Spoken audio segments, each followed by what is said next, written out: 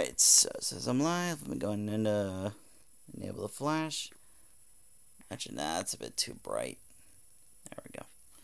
There. Hey guys, Steven here from Tostemac, and that's my mom over there. And welcome to another edition of Steven Says.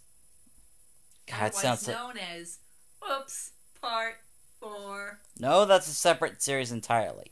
I know, but I want to make sure they're aware of it, so they can go look for it. Yes, anyway, for those who don't know, I'm making this as a new addition to the YouTube channel Tostemac, not only to ensure there's actually Friday videos coming out, as I had mentioned in previous videos a while back. I haven't been really good on that lately, but also to cope with the current situation. There we go. For those who may not have known, I fractured my ankle.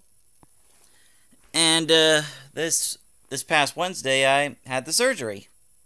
I have to say it was quite an interesting experience, and I was kind of terrified, like a lot of people would who had to get surgery. Kind of? Okay, I was crapping bricks, okay? Yep. Yeah. So, I mean, there were a lot of initial concerns that I had about the surgery and whatnot, like some of the fears were like, what if they screw something up on my ankle? What if I woke up during the surgery? That would have sucked. And like, yeah, that would have.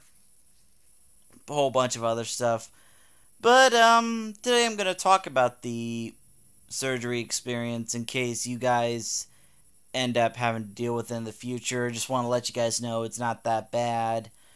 Well, a little bit of the aftermath kind of sucks, but overall it's just something you need to get done in order to ensure a nice recovery. So what happened was on Wednesday, we went in the morning to get the pre-op.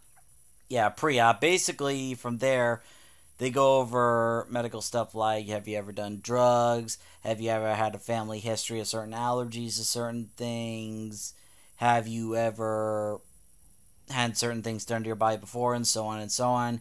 And there are several doctors that ask this, mainly to make sure that they're all on the same page.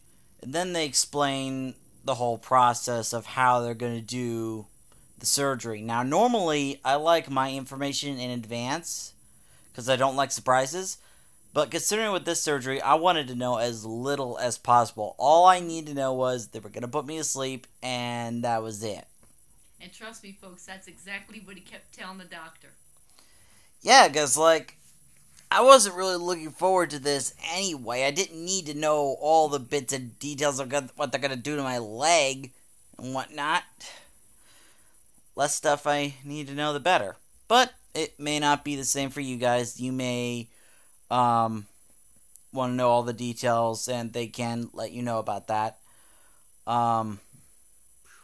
Actually, it's your right as a patient to make sure that you do get all the information beforehand, because any type of a medical procedure, you must give permission, but you can only give permission if you understand what you're giving permission for. So Stephen did have several doctors come in, several nurses, and a nurse practitioner come in and each re-explain before they had him sign consents to make sure that Stephen did understand. Yeah, and you do have to sign some documents to let them know, hey, it's okay to do this operation, I give my consent. And then, they put some IV fluid in you to help start up the process of, like, numbing any potential pain and whatnot. And then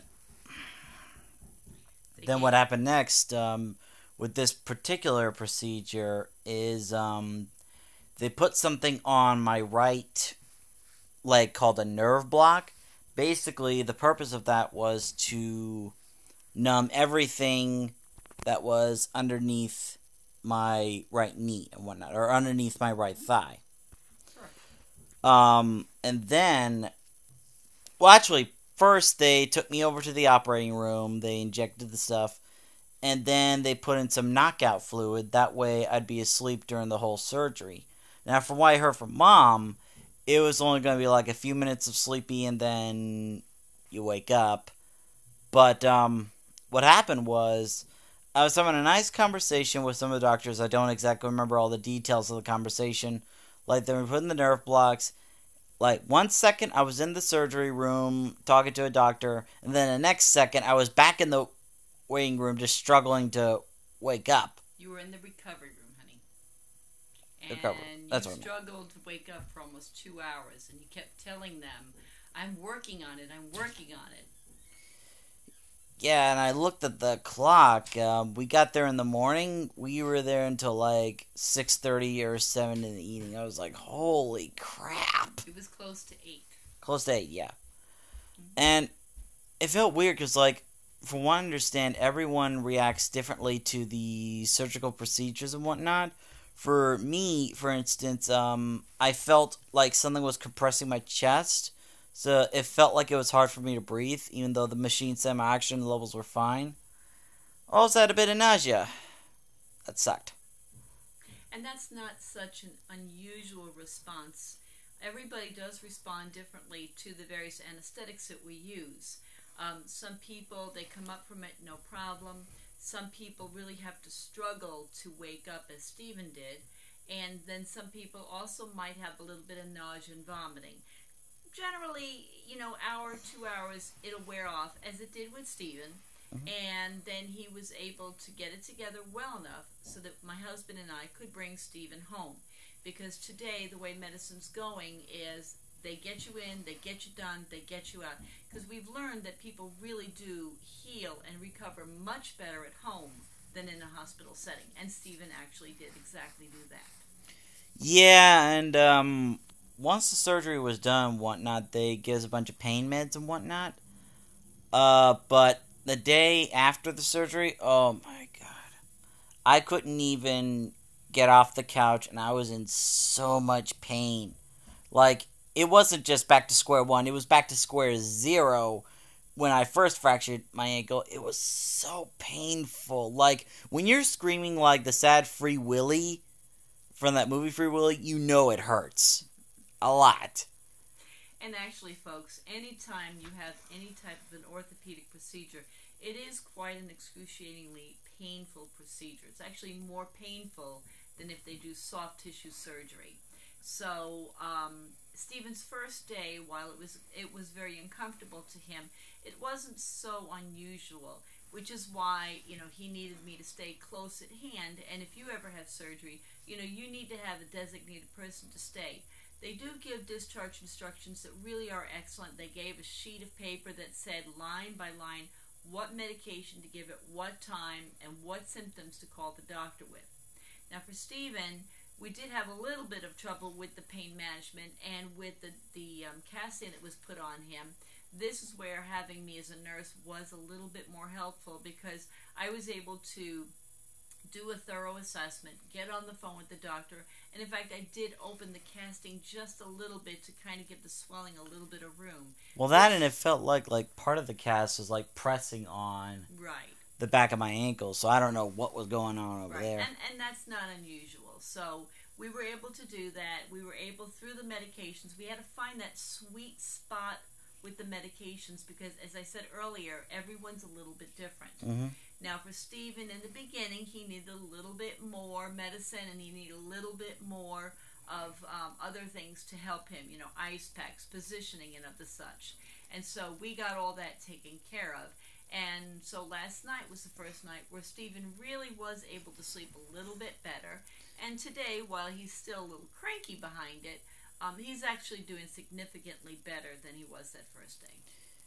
Yeah, like, the big goal is you don't want the pain level to go, like, on a scale of 1 to 10, you don't want it to go above, like, 6 or 7. At that point, just gets, like, unbearable.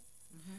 Which is usually why the first day is very hectic, especially if you don't have the right medicine, which was kind of in my case, because, like, there was certain medicine that wasn't really kicking in. We had to put other medicines in combination to it. Mm-hmm. But you also got to be careful what medications you're taking, because it could be possible that your body could have allergic reactions to it. Like, I don't know if I have an allergic reaction right now, but I'm itching all over my body. Not Not sure if that counts, though, does it? It can. Sometimes that can happen. But again, this is where in the instructions it will tell you when you need to call the doctor. Again, this is a situation. I'm a nurse. I know exactly what I need to do. And so we've already taken those steps. And as time goes on, Stephen will get better. The biggest thing, folks, is your mindset. You have to go into this with the mindset of, I'm going to do whatever I have to do to get better and get back mobile. You got to drink your fluids. You got to get up and move around. It's, very scary when your leg hurts, and when you move it, it feels like, oh man, this is going to make it hurt worse. But actual immobility is worse because you can actually put yourself at risk for pneumonia. So we've had Stephen moving around quite a bit between sitting up, laying down, turning side to side, and getting up, of course, to go to the bathroom. So, and he has done very, very well with this. Yeah. So,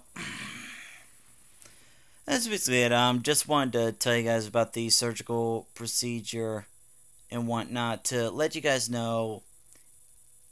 Yes, it can be scary, but it's not the end of the world. It's something that you may need to do. Just go in with the mindset of, let's just get this done and you should be fine. So, yeah, I just want to let you guys know about the first-hand experience with surgery because I know a lot of people would be scared about it. And hopefully this vlog can help people out in terms of how to deal with situations such as this. So, Stephen, let me ask you something. Do you remember when you were in surgery, this lovely little hat that you got to wear? Isn't he adorable, folks? I thought he was so cute. I thought we agreed to not bring that hat into the vlog. No, you agreed. I never agreed. Parents, isn't it lovely? We warned them, and they never believed we were going to pull some of this stuff on them. And on that note, I'm going to end the vlog here. Thank you very much for watching, ladies and gentlemen. If you like what you saw, don't forget to like, comment, and subscribe to stay up to date on the latest vlogs. I'll be having these vlogs every Friday. I'm going to try shooting for... the next Friday vlog I'm going to do in the morning to see how well that does. And then the one after that I'll do in the evening to see which ones are best for you guys. Now, in terms of the autism vlogs, I did finish one for tomorrow. But there's not going to be one next week. The autism vlog is going to be every other week until I get this injury fully sorted out and whatnot. So, the autism vlog coming out tomorrow is how to deal with emergency situations like this. So, hopefully that should give you some more information on how to deal with that. Oh, and you know what's, Stephen? What? We didn't tell them about the other new brand of medicine that we used to help you feel better. What is it? Boo Boo Puppy Jr.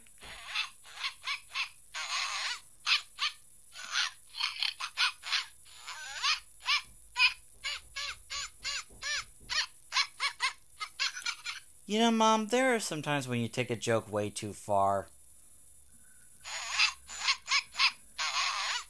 Bye-bye. Bye-bye.